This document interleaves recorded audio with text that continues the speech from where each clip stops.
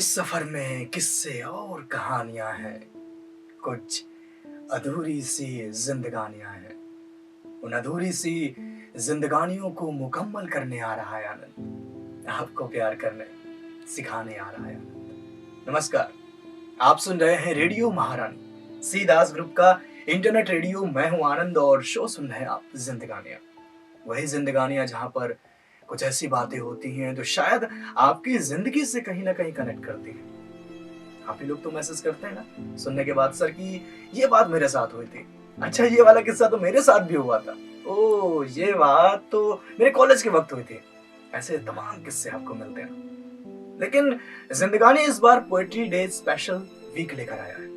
और इस वीक में जैसे कि आपको पता है कि हमारे पास अलग अलग जगह से बड़े नामचीन पोएट जो लिखना पसंद करते हैं, जो सुनाना पसंद करते हैं, और बहुत सारे लोग ऐसे हैं जो सिर्फ लिखते हैं, सुनाते नहीं है, लेकिन हम उनको लेकर आते हैं कि कुछ तो सुनाइए, क्योंकि बेहद जरूरी होता है। तो आज के हमारे मेहमान भी बेहद कुछ ऐसे ही खास है। मुझे ऐसा लगता है कि जो कविता लिखना एक ऐसी विधा है जो इंसान अपना काम भी कर सकता है और उसके द्वारा लेखन शैली के माध्यम से अपने कुछ जो उनके ख्याल होते हैं उनको बयां कर लेते हैं। तो आज हमारे साथ एक ऐसे ही खास मेहमान जुड़े हैं। उनके बारे में बस इतना कहूंगा कि वो बॉलीवुड एक्ट्रेस हैं, मॉडल हैं, और एक्टिंग का उनके अंदर बहुत जबरदस्त कीड़ा है, और साथ ही साथ पढ़ने में बहुत अच्छे हैं। और उनको आजकल उनकी कविताएं भी लोग बहुत सुनना पसंद करते हैं। वो है हमारे साथ आज काजल चौधरी जी। काजल मैम, बहुत बहुत स्वागत है आपका। शुक्रिया आनंद। रेडियो महारानी की महफिल में यूं तो लगती हैं फनकारों की महफिलें बेशुमार। क्या बात है, अगर आज कहीं दिल को छू गई तो कर डालिएगा तालियों की बौछार। क्या बात है।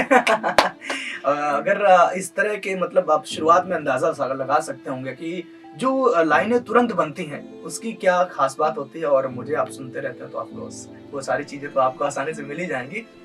काजल मैम, अगर मैं शुरुआत करता हूँ आज इस पोएट्री डे स्पेशल की, और एक इस कैनवास पे मैं बोलूं कि आप एक एक्ट्रेस हैं, एक अभिनेत्री हैं, अदाकारा हैं, आप इस सारी चीजें करती हैं। वहां पहले आप पोएट्री करती थी या फिर इस फील्ड में आने के बाद आपने पोएट्री शुरू की? देखिए, एक कलाकार जो होता है ना, उससे बस एक मौके की तलाश होती है जी। और हम सभी लिखते हैं, लेकिन जो लिखने का हुनर है, जो क्राफ्ट है, उसको आपको थोड़ा सा सीखना पड़ता है, थोड़ा अध्ययन करना पड़ता है। तो ये लिखने का कीड़ा आप ये कह सकते हैं कि बचपन से मुझ में शुमार था।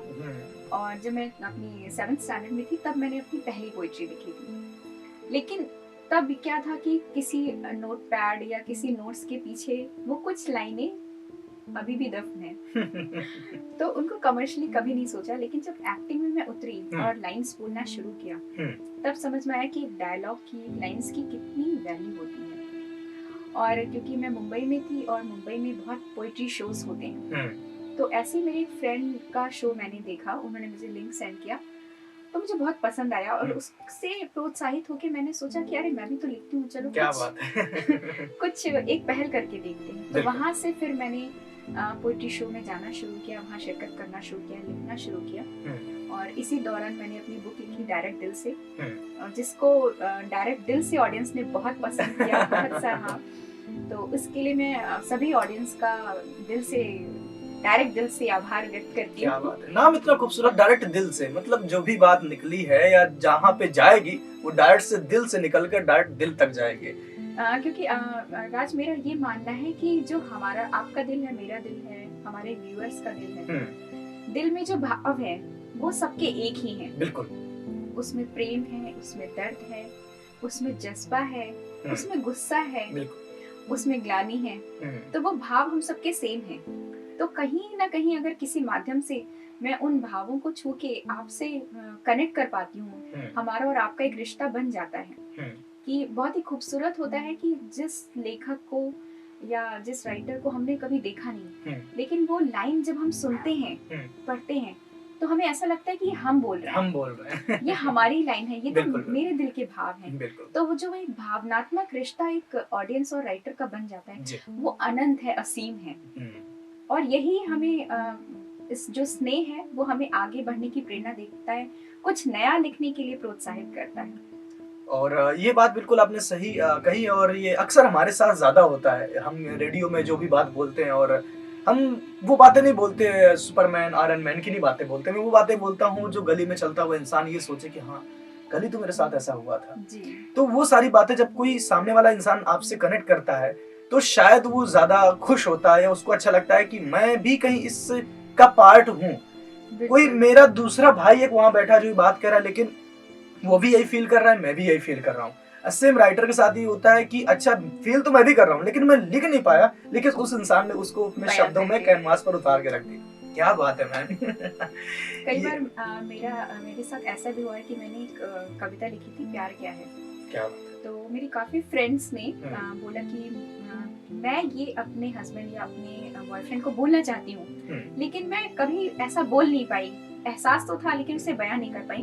लेकिन तुम्हारी पोएट्री ने मुझे वो जरिया दे दिया उस मैसेज को वहां तक पहुंचाने का। तो जो एक पहलू था जो हमारे प्यार में अधूरा था, उसको एक दिशा मिल गई। और क्योंकि तुम्हारी है तो मैंने जस्ट फ्रेंड करके जब शेयर की, तो वहां से जो चीजें दबी हुई थी वो उभर के सामने आ गई। तो ये एज अ राइटर जानते हुए बहुत अच्छा लगता है कि आप अपनी लेखनी के द्वारा किसी की जिंदगी में कुछ बेहतर बना सकते हो, कुछ पॉजिटिव बदलाव ला रहे हो। बिल्कुल। और मुझे लग रहा है अक्सर होता है कि चलो ठीक है, हमारा ये तो प्रोफेशन है, हम प्रोफेशन के लिए भी लिखते हैं और हमें लिखना पसंद आता है क्योंकि सामने वाले इंसान को कनेक्ट करता है। लेकिन कई दफा क्या होता है कि वो सामने वाला इंसान, उसके अंदर भी इतनी मोहब्बत है और उतनी मोहब्बत काजल जी के अंदर भी है। काजल जी अपना इजहार कर ले रही है, वो नहीं कर पा रहा है। कहीं ना कहीं कोई वो है, अगर वो अपनी मोहब्बत का इजहार हमारे माध्यम से कर सकता है तो उससे खूबसूरत बात और क्या हो सकती है। बिल्कुल, यही तो खूबसूरती एक लेखनी की। बिल्कुल। और ये आपसे बात कनेक्ट होती है। मैं अभी कुछ दिन पहले ही संतोष आनंद जी से मिला जी। उनसे मेरा यही प्रश्न था जी जी। कि सर आपकी भाषा में प्यार क्या है। तो उन्होंने बड़े मुस्कुराते हुए मुझसे बात कही कि मुझसे पूछ रहे हो प्यार क्या है, मैं तो डायरेक्ट खुदा से भी पूछा है कि प्यार क्या है।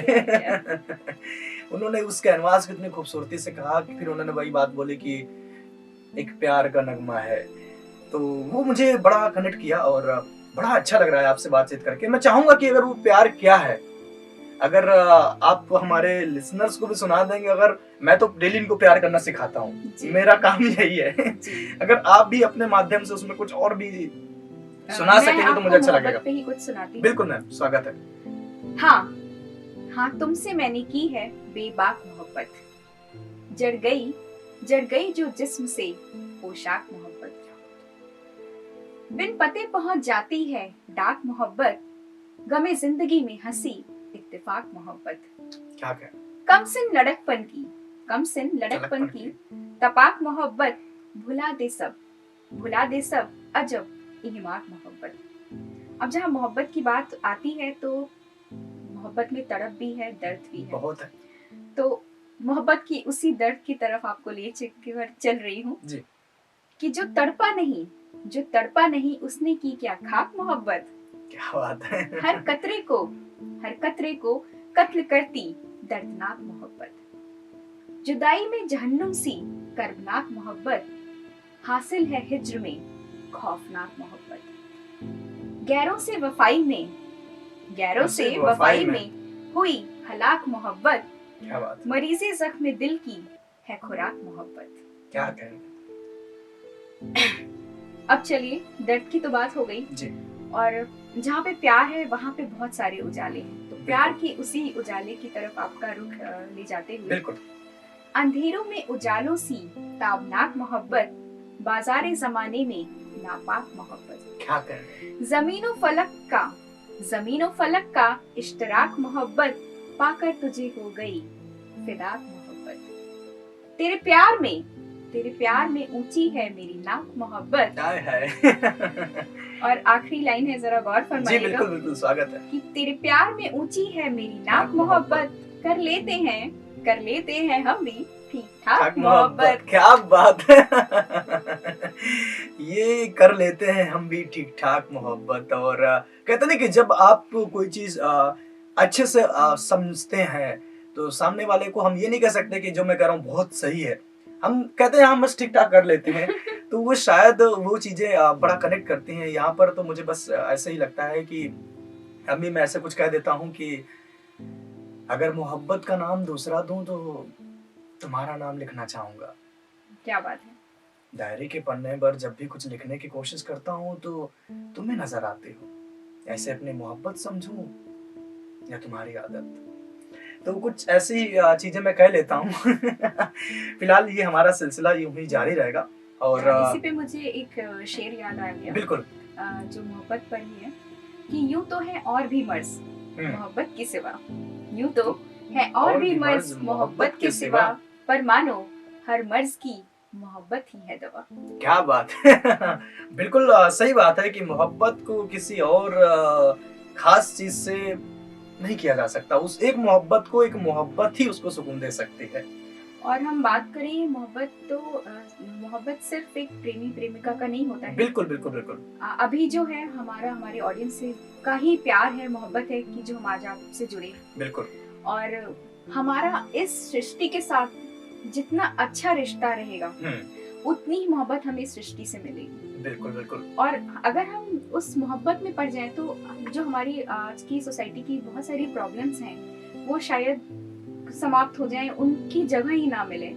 कि जैसे अगर हम अपनी सिटी के साथ मोहब्बत में हैं तो हम उसे गंदा नहीं करेंगे। बिल्कुल। हम अपने लोगों के साथ मोहब्बत में हैं तो हम कोई धूर्तता नहीं करेंगे, कोई चालाकी नहीं करेंगे। बिल्कुल बिल्कुल। अगर हम अपनी सड़क से मोहब्बत करते हैं तो कभी भी रोड रेस नहीं होगा। बिल्कुल। हम किसी की गाड़ी ना ही ठोकेंगे, ना कोई हमारी गाड़ी ठोकेगा, क्योंकि वो हम मोहब्बत है। तो मेरे नजरे में ये है कि हर चीज में जहाँ मोहब्बत होती है वो उसका जो एक लेवल होता है वो एकदम खुदा की बंदगी हो जाती है। कि आपको कहीं और किसी मंदिर मस्जिद में जाने की जरूरत नहीं। आप अगर मोहब्बत करेंगे तो मोहब्बत से बड़ी आराधना जो है वो दुनिया में कोई भी नहीं। आप बिल्कुल उस सटीक कैनवास में इस वक्त हैं जो मेरे शो का ग्राफ है। क्योंकि मैं अपने शो में मोहब्बत करना सिर्फ ये नहीं कि आप किसी को पसंद करते हैं, ऑफकोर्स वो प्यार है, लेकिन वो प्यार मेरा और मेरे माइक के बीच का भी हो सकता है। वो प्यार मेरा और मेरे काम के प्रति भी हो सकता है। ये जो भाई साहब हमारे साथ कैमरा लेके खड़े हैं, इनका और इनके कैमरे के साथ एक मोहब्बत हो सकती है। अगर कोई दूसरा इनका कैमरा टच करेगा तो हो सकता है उनको गुस्सा है, क्या कर रहे हो, क्योंकि उनको उससे लगाव है कि यार ये मेरा है, इससे सिर्फ टच करने का, छूने का हक मेरा है, जैसे एक प्रेमी को अपने प्रेमिका के लिए होता है। तो ये प्रेम किसी के भी प्रति हो सकता है, जीव निर्जीव इसमें कुछ बचा नहीं है इसके लिए। अभी आपने गुस्से की बात की तो जहाँ पे मोहब्बत होती है वहाँ टकरार भी होता है, बहुत ज्यादा होता है। जैसे मुझे मेरी कागज कलम और क्राफ्ट से प्यार है, तो कई बार होता है कि गुस्सा आता है, लेकिन उससे अपने दरवाजे बंद कर लेना, अपने आप को सीमित कर लेना वो सॉल्यूशन नहीं। बिल्कुल बिल्कुल। कि कभी हवा तेज थी तो कभी हवा गरम, बंद कर दी किवाड़े तो घुट जाए कदम। क्या कहते हैं। तो जहाँ जिंदगी है वहाँ मोहब्बत तो है ही है, और जहाँ मोहब्बत है वहाँ थोड़ा सा गुस्सा तो आएगा। एक जो स्त्री वर्ग होता है ना, इनकी जिंदगी में हर पहलू पर, हर उम्र में एक अलग भूमिका हो जाती है, किसी भी समाज को दर्शाने में, समाज की भूमिका बनाने में, या फिर किसी भी एक इंसान की लाइफ में हर स्तर पर उनका अलग अलग भाव बदल जाते हैं। तो काजल मैम, आपसे एक मैं प्रश्न पूछना चाहता हूँ। प्रश्न ये है कि जैसे कि आप इस फील्ड से हैं, लाइट लाइन वाली फील्ड है, और इस पे ज्यादा मतलब आपको लोग ध्यान देते हैं, आपसे बातचीत करना चाहते हैं, बहुत सारे ऐसे लोग होंगे जो आपसे मिलना चाहते होंगे, और बहुत सारे लोग मिल लेते होंगे, बहुत सारे लोग नहीं मिल पाते होंगे। अगर आपके नजरिए से पूछूं मैं कि कविता जो आप लिखती हैं, तो आपको मतलब एज एन बीइंग वुमेन आपको कैसा लगता है, या अपने कविता के माध्यम से अगर उनके लिए आप कुछ कहना चाहें। जी, सबसे पहले मैं आपकी रेडियो की पूरी टीम को बधाई देना चाहूंगी, क्योंकि आपके रेडियो का नाम ही है रेडियो महारानी। जी। कि जो एक मेल डोमिनेटेड सोसाइटी है हमारी, तो वहाँ पे रेडियो महारानी है, तो अपने आप में एक खिताब है ये। बिल्कुल। और मेरा ये मानना है कि हर एक विमेन, हर एक स्त्री अपने आप में खिताब है, अपने आप में वो महारानी है, सिर्फ आपको अपनी कद्र पहचाननी है। जी। और जब हम इसके विमेन्स डे की बात करते हैं तो ये बात आती है विमेन एम्पावरमेंट की। एक्चुअली हम देखें तो हर एक वुमेन इतनी सशक्त है अपने आप में कि जो चीज पावरफुल है उसमें आप कितना पावर डालोगे। सिर्फ हमें जरूरत है एक सपोर्ट की, और ये समझने की कि ना ही मर्द या स्त्री कोई किसी से बेहतर नहीं है, बस हम दोनों एक दूसरे से थोड़े से अलग हैं। जी थोड़ा सा अंतर है। तो कंपटीशन अगर हम रेस कर रहे हैं, रेस में हमारे ट्रैक अगर अलग हो गए हम्म, तो उस रेस को दौड़ने का, उसको जीतने का, हारने का कोई मायना ही नहीं बनता। जब ऐसे ही हमें समझना है कि एक स्त्री जो है उसका ट्रैक अलग है अलग है, और एक मर्द है उसका ट्रैक अलग है। बिल्कुल बिल्कुल तो we are just different. Different. तो हम अलग हैं, बेहतर हैं एक दूसरे से या ऊपर है नीचे है, इसका सवाल करना और इस पे बहस करना और इस पे अपनी ऊर्जा व्यर्थ करना, ये कोई निरर्थक लगता है। निरर्थक है। और मैं ये मानती हूँ कि आगे आने वाले टाइम में ये चीजें हम जितनी जल्दी एक्सेप्ट कर लेंगे उतनी हमारी लाइफ अच्छी हो जाएगी। कि अगर हम बात करें कि एक जो स्त्री होती है, आप एक हाउसवाइफ को ही ले लीजिए, बिल्कुल इतनी कमाल की मैनेजर होती है विदाउट एनी मैनेजमेंट डिग्री। वो सब कुछ बहुत अच्छे से मैनेज कर रही जी होती है। बिल्कुल हाँ, शायद हो सकता है उसने एकेडमिकली इतनी ज्यादा एजुकेशन रिसीव नहीं की है, लेकिन वो उसकी आप एक दिनचर्या देखिए, वो इतने अच्छे से अपने घर को मैनेज करती है जी। और उसे वो क्रेडिट और एक प्लेटफॉर्म दिया जाए तो वो क्या नहीं कर सकती। क्या नहीं कर सकते, बिल्कुल। ऐसे हम अगर बात करें मेल्स की, तो मेल्स जो होते हैं वो मेंटली कहीं ना कहीं उनमें जो एक वो होता है, एक प्रैक्टिकल क्वेश्चन होता है वो ज्यादा होता है। एंड विमेन की बात करें तो उनमें emotional question as compare to men in general ज्यादा होता है, बिल्कुल क्योंकि उनमें एक वो मातृत्व का भाव होता ही होता है और हर एक मर्द में एक पिता का भाव होता है। बिल्कुल। और जीवन के लिए दोनों जरूरी हैं, माता भी और पिता भी। तो हमें उन दोनों के स्वरूप को, उनकी स्ट्रेंथ को पहचानना है। और जिस दिन हमने ये पहचान लिया उस दिन ये डिवाइड तो खत्म ही हो जाएगा। साथ ही साथ हम जब साथ होके कोलैबोरेट होके टीम अप होके काम करेंगे विदाउट एनी मेंटल बाइसिंग, कि अगर एक विमेन को प्रमोशन मिलता है ऑफिस में तो सारी आंखें खड़ी हो जाती, अच्छा इनकी तो इनसे अच्छी इक्वेशन थी। हम उसकी जो उसने एफर्ट दिया, जो अपना टाइम दिया, उस जॉब को, उस रिस्पॉन्सिबिलिटी को निभाया, हम उसे अंडरमाइन कर देते हैं जस्ट बिकॉज एक विमेन आ गई। वहीं पे एक मैन होता है, अगर उसको मिल रहा होता है तो हाँ ही डिजर्व्स इट। तो हमें अपनी, ये हमारी ही सोच है, हम ही ये बोलते हैं कि नहीं इसका तो इक्वेशन अच्छी थी। तो क्यों ना हम ये सारी चीजों को डाइल्यूट करते हुए सबको एक ही प्लेटफॉर्म से आके, तो कहीं ना कहीं जाके जो हमारी ये मेन, और फिर शायद हर दिन जो है ना वो विमेन्स डे हो जाएगा। क्या बात है। और और हर इनफैक्ट विमेन्स डे से भी आगे बढ़ के एक परफॉर्मेंस डे, कि जहाँ मेन विमेन का कोई बैरियर ना हो, जहाँ पे आपकी काबिलियत से आपको पहचाना जाए। बिल्कुल। तो मेरी भी यही कोशिश रहती है। इसी पे मैंने एक लाइन, कुछ लाइंस लिखी थी एक कविता में प्रयोग की। तो अगर मुझसे कभी कोई पूछता है कि बीइंग फीमेल या बीइंग स्त्री तुम क्या हो जी, तो अक्सर मेरा परिचय मैं इस तरह से देना पसंद करती हूँ। बिल्कुल मैम, स्वागत है।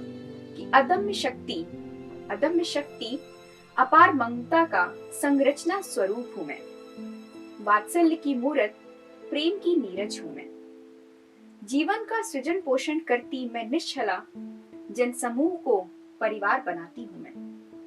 मात्र एक जीवन में अनेक अवतार, बेटी, बहन, बहू और माँ बन जन जीवन पूर्ण करती हूँ मैं। पुरुष प्रधान समाज की बेड़ियों से ग्रसित संसार में नित्य अटूट साहस से आगे बढ़ती वीरांगना हूँ मैं। भेदभाव, अत्याचार, अन्याय से जूझती मैं निर्भया, सदियों से सुलगती दहेज की आग में तपती उदारता की मिसाल, सहन शक्ति की सरिता हूँ मैं। क्या बात। जीवन की विसंगतियों ने विवश किया मुझे अपने आप को सिद्ध करने को बार बार। पीड़ा सहते हुए भी हर विसंगति पर वज्र प्रहार करती हूँ मैं। क्या बात। जिंदगी मेरी है बस औरों के लिए समर्पित, इस धरा को वसुंधरा करती हूँ मैं। क्या कहते हैं। गर्व है मुझे एक नारी हूँ मैं। क्या बात है। और इतना, मतलब आपने इतना कुछ बोल दिया और मुझे ऐसा लग रहा है कि मतलब जो बात मुझे क्लिक करी सबसे ज्यादा वो यही कि हम कंपटीशन वहां पे होता है जब हमारा ट्रैक है। तो बिल्कुल हमारा ट्रैक ही अलग अलग है, तो कंपटीशन की कोई बात ही नहीं। आप अपना वर्क कर रहे हैं, हम अपना वर्क कर रहे हैं। यहाँ पर कहीं नहीं आना चाहिए कि ये जी। कोई नहीं कर सकता, और क्योंकि बहुत सारे ऐसे काम है जो हम भी नहीं कर सकते और बहुत सारे काम ऐसे आप नहीं कर हम सकते। नहीं कर तो सकते, जो बेहतर कर सकता है, जिसको आपको वो करे। और एक दूसरे की क्षमता को सलाम करते बिल्कुल हुए, बिल्कुल, आदर और करते हुए। वो बहुत ज्यादा जरूरी है। जब किसी के सामने वाले की आप रिस्पेक्ट करेंगे, तभी शायद आपको वो रिस्पेक्ट मिलेगी। बिल्कुल जिंदगानियों के इस खास शो में जो हम विश्व कविता दिवस के रूप में हम एक जो पूरा सप्ताह सेलिब्रेट कर रहे हैं, उस रूप में आज हमारे साथ एक बहुत ही खास मेहमान है, काजल जी। और काजल जी से हम पोएट्री की उनके उस सारे कैरेक्टर्स के बारे में जाना कि उनकी लाइफ में पोएट्री कहाँ से आई। लेकिन अभी कुछ बातें बहुत ही खास हैं जो रह गई हैं। काजल मैम, एक आपसे मैं एक प्रश्न और पूछना चाहता हूँ, जी, बिल्कुल। क्योंकि आप लिखती हैं, आप स्क्रिप्ट राइटिंग करती हैं, आप कविता लिखती हैं, डायलॉग लिखती हैं, स्क्रीन प्ले लिखती हैं, तो आपके नजरिए से अगर मैं जानना चाहूँ कि कविता क्या है, तो आप हमारे लिसनर्स को क्या बताएंगे? देखिए, कविता में दो चीजें बहुत महत्वपूर्ण हैं। एक है एहसास या भाव, दूसरा शब्दों का चयन। जी। कि अभी हम जो बात कर रहे हैं उसमें भी एक एहसास है और शब्द भी हैं। शब्द के माध्यम से ही हम अपने श्रोताओं से जुड़े हुए हैं। लेकिन क्या ऐसा डिफरेंट है, क्या ऐसा अलग है जो कि एक लाइन को कविता बना देती है? उसमें आता है रिदम। अगर हम बहुत ही लेमैन की भाषा में बात करें, मैं बहुत सिंपल भाषा में बताने की चेष्टा कर रही हूँ ताकि हमारे जो ऑडियंस है वो पहुंच पाए। बिल्कुल आसानी से। तो उसमें जो एक रिदम होता है, बहर होती है, और मात्रा यानी कि मीटर। तो यही आपकी एक लाइन को एक कविता का रूप देती है। अब हमने एक लाइन लिखी, उसकी जो अगली पंक्ति भी होगी उसमें एक रिदम होगा और वो सेम मात्रा में लिखी जाएगी, ताकि जब उसे आप मैं तो नहीं गाती हूँ, आप अच्छा गाते हैं मैं और अच्छा नहीं गाता हूँ तो ताकि जब आप गाएं तो उसमें बिना किसी वाद्य यंत्र के भी एक धुन निकलनी चाहिए, एक संगीतमात्मक वो एक लय बन जाए और उसमें एक लय ताल हो। बिल्कुल। और जब उसमें म्यूजिक जुड़ता है तो वो उसको एक अलग क्षितिज पर लेके जाती है। बिल्कुल। तो यही होती है एक कविता की बात। और अगर हम स्क्रिप्ट राइटिंग की बात करें, क्योंकि आज हम वर्ल्ड पोएट्री डे सेलिब्रेट कर रहे हैं, तो मैं संक्षिप्त में बात करूंगी कि वो एक ऐसा प्रिस्क्रिप्शन होता है कि डॉक्टर हमें दवा देता है कि भाई ये दवा लो, आप ठीक हो जाओगे। तो ऐसी हमारी स्क्रिप्ट होती है। तो इट इज अ प्रिस्क्रिप्शन की जो डायरेक्टर सेट पे जब लेके जाएगा, हमारी टीम लेके जाएगी, वो उसे चरितार्थ कर देंगे। तो क्राफ्ट दोनों का थोड़ा सा अलग है। ये बहुत ही संक्षिप्त में था कि स्क्रिप्ट और कविता में क्या अंतर होता है। क्या बताऊं जी। और कविता का एक जो मूल होता है भाव। अगर आपने शब्द बहुत अच्छे ले लिए लेकिन भाव नहीं है, भाव रहित है, तो फिर मजा नहीं आएगा। या भाव है और शब्द नहीं है तो वो दिल में एक दस्तक नहीं देगी। जहाँ पे भाव और शब्द दोनों सम्मिलित हैं तो जाके वो दिल पे एक दस्तक देती है। बिल्कुल। जैसे अभी मैं एक शेर कहती हूँ, आप खुद ही बताएंगे बिल्कुल। कितनी पहुंची।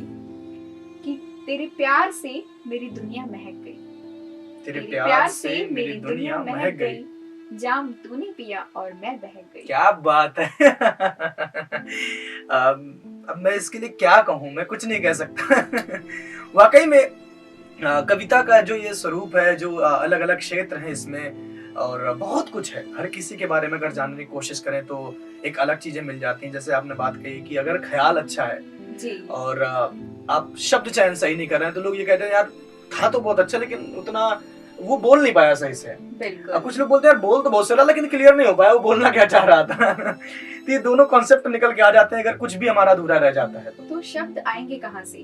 शब्द वहीं से आएंगे जहाँ से हम पढ़ेंगे।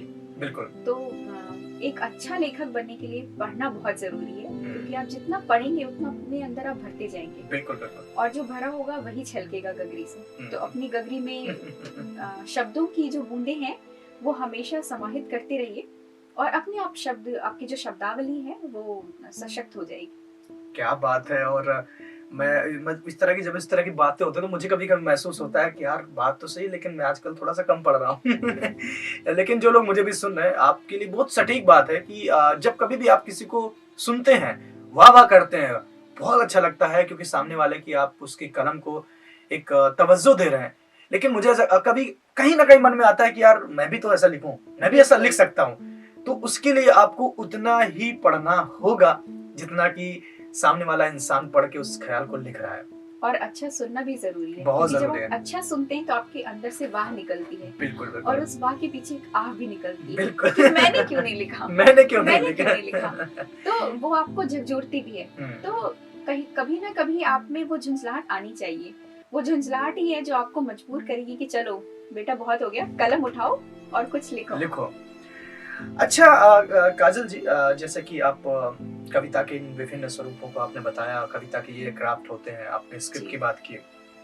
अगर मैं आपसे बात करूं, क्योंकि कविता का स्वरूप तो बहुत बड़ा है, हम जी। एक घंटे में तो उसको मतलब ले ही नहीं सकते हैं। बिल्कुल। मुझे नहीं लग रहा कि एक जन्म भी कम पड़ेगा अगर कविता के अलग अलग स्वरूप के बारे में हम बात करें तो।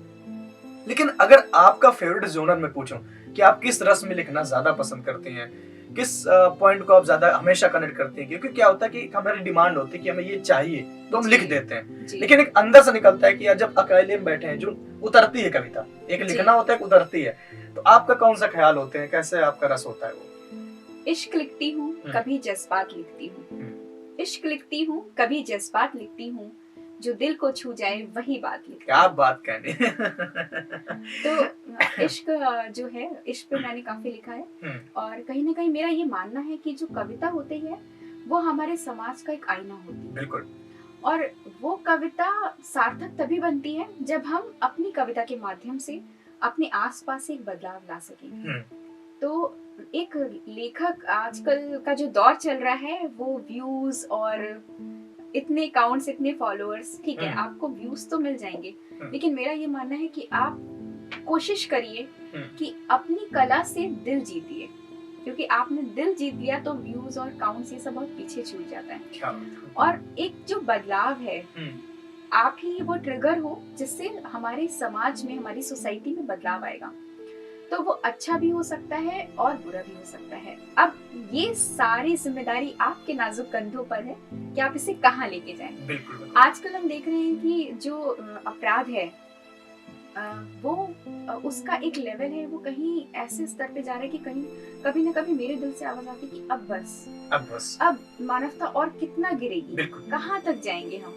तो कहीं ना कहीं हम देखते हैं कि जो हम आसपास देख रहे हैं या इंटरनेट पे देख रहे हैं, ओटीटी प्लेटफॉर्म से बहुत सारे मीडियम्स हैं, तो इंफॉर्मेशन का एक फ्लड सा है। उस बाढ़ में आप अपना हाथ कहाँ लगाते हो और आपके हाथ में क्या आता है, वो बहुत जरूरी है। आप हाथ लगाएंगे कुछ ना कुछ तो आ ही जाएगी इंफॉर्मेशन, लेकिन वो आपके अंदर कुछ स्पंदन करके जाती है, आपको कुछ निखार के जाती है, या सिर्फ एंटरटेनमेंट। तो ये हमारे लिए बहुत जरूरी है कि जब हम कुछ लिख रहे हैं तो उसका एक दर्पण जो है, उसका एक रिफ्लेक्शन जो है, उस दर्पण से वो एक सकारात्मक होना चाहिए, एक जागरूकता फैलाने वाला होना चाहिए। तो कभी मैं कुछ ऐसा लिखती हूँ जिससे अगर सामने वाले को मैं थोड़ा सा भी उसमें वो एक भाव उत्पन्न कर सकती हूँ तो मुझे बेहद खुशी होती है। बिल्कुल। और मुझे जो आपने बात बिल्कुल शुरू में बोली कि एक लेखक, जो राइटर है, जो पोएट है, उसकी एक बहुत बड़ी जिम्मेदारी होती है समाज की, उसके कलम के लिए, कि वो सिर्फ कुछ ऐसे भी ख्याल लिखे जिससे अपना वो उसको पर्सनल लगे, दुनिया को तो मुझे नहीं पता, उसको खुद लगे कि हाँ मैंने अपनी जिम्मेदारी सही तरीके से निभा पा रहा हूँ। तो काजल मैम, एक मेरा प्रश्न आपसे और है, और as an senior artist, as an poet, जो बहुत सारे लोग नए हैं, जैसे कि मैं उस कैटेगरी में आ गया हूँ कि मुझे आप मतलब क्या है, होते हैं ना कि कुछ एक फार्मूले होते हैं जो शायद आप उस बोलेंगे तो मेरे लिए थोड़ा सा इजी हो जाएगा कि या मुझे ऐसा लगता है कि मतलब खुद से सीखना चाहिए, लेकिन फिर भी अगर क्लास टीचर बता रहा है कि ये वाला फार्मूला यूज करो, इससे आंसर आ जाएगा, तो हम क्यों जबरदस्ती गाइड खोल के ढूंढ रहे हैं कि कौन सा फार्मूला लगेगा। जी। तो आप इजी वे आप थोड़ा सा मतलब बताइए कि पोएट्री की विधा में और उसी के समकक्ष अगर मैं एक्टिंग की बात करूं कि जो न्यू कमर है उनको आप क्या कह सकते? जी देखिए, अगर आपकी लाइफ में कोई रोल मॉडल है जी, तो आप उनको फॉलो करते हैं तो आपको रास्ता मिल जाता है। बिल्कुल। तो आपको राइटिंग में एंड एक्टिंग में अपना एक रोल मॉडल तो बनाना ही बनाना है जी। उससे क्या होता है, आपको एक पथ मिल जाएगा जिस पे आपको चलना है।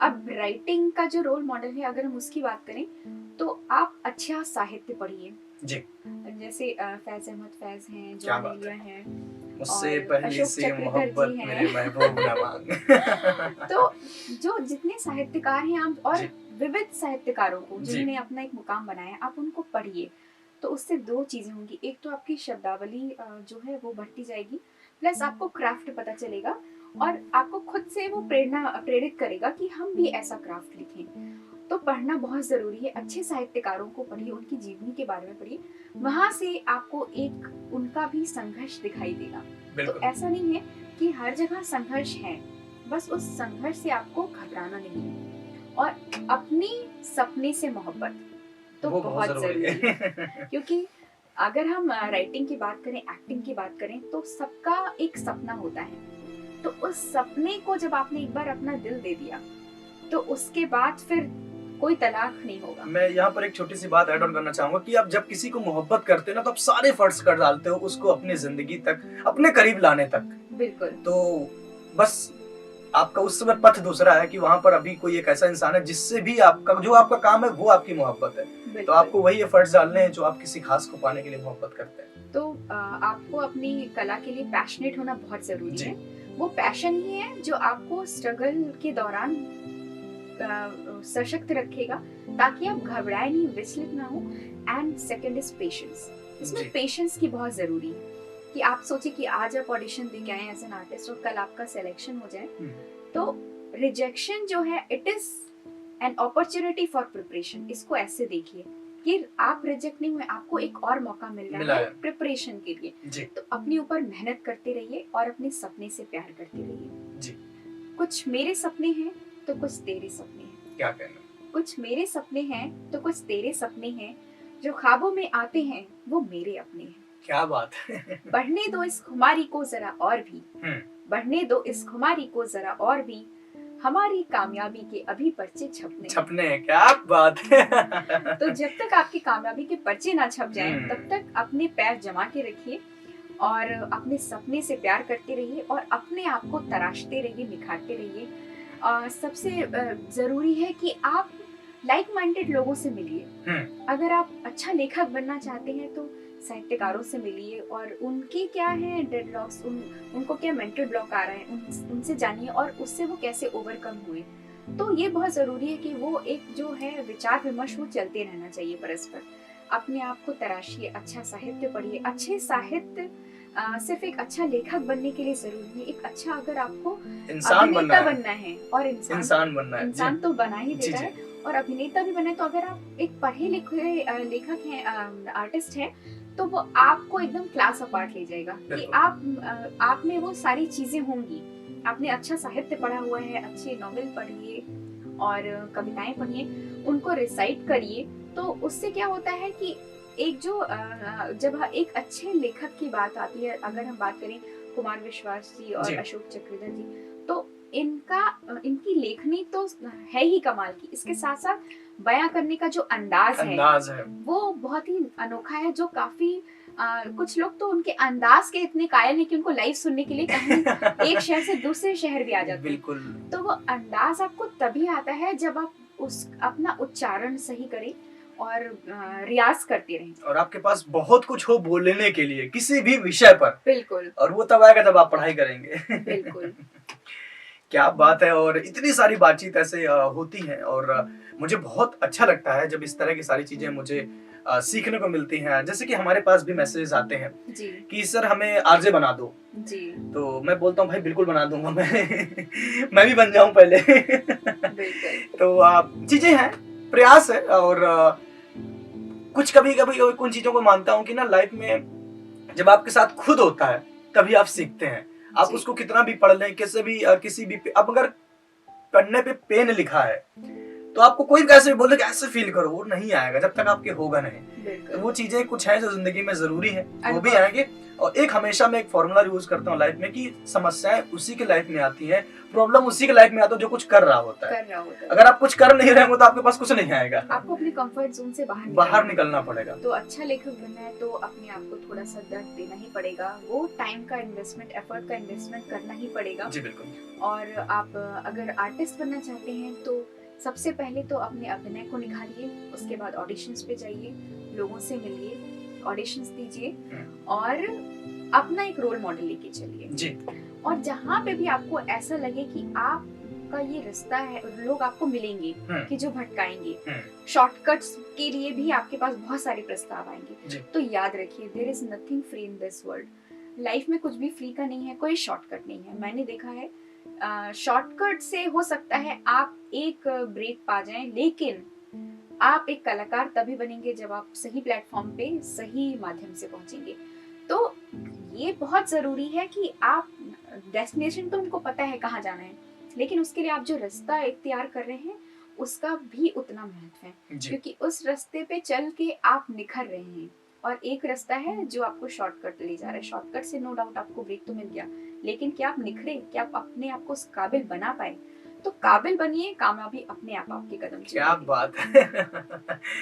और काबिलियत तभी आएगी जब आप जलेंगे भुनेंगे, तब सारी चीजें आसानी से फिलहाल आती रहेंगी। क्या बात है मैम, और आपसे बातचीत करके मुझे इतना मतलब अच्छा महसूस हो रहा है, और आई विश कि जो लोग मुझे सुन रहे हैं उनको भी कुछ ऐसी एनर्जी मिल रही होगी। और मैं आज मैम के साथ ना एक बात भी जोड़ना चाहता हूँ कि मैम एक कवित्री हैं, एक एक्टर हैं, और साथ ही ज्यादा मोटिवेशनल स्पीकर भी हैं। सामने वाले को इतना मोटिवेट करूँ, मैं कल ही से आप शुरू कर देता हूँ मैं। क्या बात है मैम, बहुत बहुत शुक्रिया आपका, thank you so much. Thank you. और बस मुझे उम्मीद है कि आपको भी बहुत अच्छा लगा होगा अपने लिसनर्स के साथ जुड़कर। और चलते चलते कुछ पंक्तियों के साथ बिल्कुल स्वागत है मैम। शुक्रिया। ये मैं डेडिकेट करती हूँ उन सारे एस्पायरिंग राइटर और एक्टर्स को जी। कि इसमें आपके लिए छोटी सी एक रोशनी भी है, पकड़ पाए तो पकड़ लीजिएगा। जी। कि पंक्तियां लिख गई पर गजल बहर में नहीं है। भीड़ है बहुत पर इंसानियत शहर में नहीं है। तीख दिलों में इतनी जितनी जहर में नहीं है। आंखों में गड़ा दरिया जितना लहर में नहीं है। क्या बात है। भंवर है एक तरफा सोच में पर नहर में नहीं है। तो अपनी सोच को खुला रखिए, नहर की तरह फ्री फ्लोइंग बनिए। हलचल रातों में बसती अब दोपहर में नहीं है। जो है चांद में तेरी तपिश वो शहर में नहीं है। प्यार बसता दिलों में हुजूम में दहर में नहीं है। क्या बात है। सुकून जो नेकी कर मिले वो कहर में नहीं है। वो इबादत है खोखली जो हर पहर में नहीं है। तो अपनी कला को एक इबादत बनाइए और हर पहर इबादत करिए। क्या बात है। और लिटरली मुझे बताऊं, मुझे बहुत अच्छा लग रहा है, और एक चीज खल भी रही है कि मुझे भी और पढ़ने की जरूरत है। कुछ ऐसे शब्द हैं जो मुझे लगता है इसका मतलब क्या हो सकता है। मैं दिमाग में ये सोच रहा था। तो सही है, ये सारी चीजें ऐसे ही चलती रहेंगी, जिंदगी है। और हमेशा मैं एक चीज बोलता हूँ, अभी हाल ही मैंने एक वीडियो देखी थी आयशा नाम की एक लड़की का। मैं ज्यादा कुछ नहीं कहूंगा, बस इतना बोलूंगा कि यार जिंदगी है और स्ट्रगल आते हैं। मैं वही बात फिर से दोहराऊंगा कि जब आप कुछ कर रहे हैं तभी आपके पास कुछ प्रॉब्लम्स आ रहे हैं। जब आप कुछ नहीं करेंगे तो कुछ भी नहीं आएगा। तो अगर आप कुछ कर रहे हैं, कुछ प्रॉब्लम्स आ रही हैं, तो मतलब आप सही कर रहे हैं। तो खैर, जैसे तालाब होता है, ठहरा हुआ होता है, बिल्कुल शांत होता है, लेकिन वो अपनी जगह पे है। लेकिन जब नदी बहती है तो उसमें बहुत सारा प्रवाह होता है। बिल्कुल।